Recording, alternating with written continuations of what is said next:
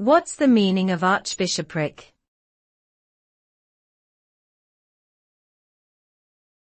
Archbishopric.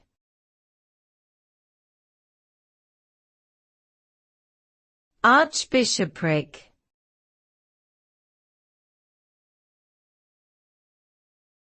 Archbishopric.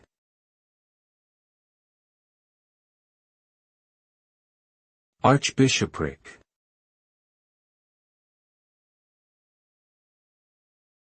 An archbishopric is an ecclesiastical jurisdiction, or diocese, of an archbishop.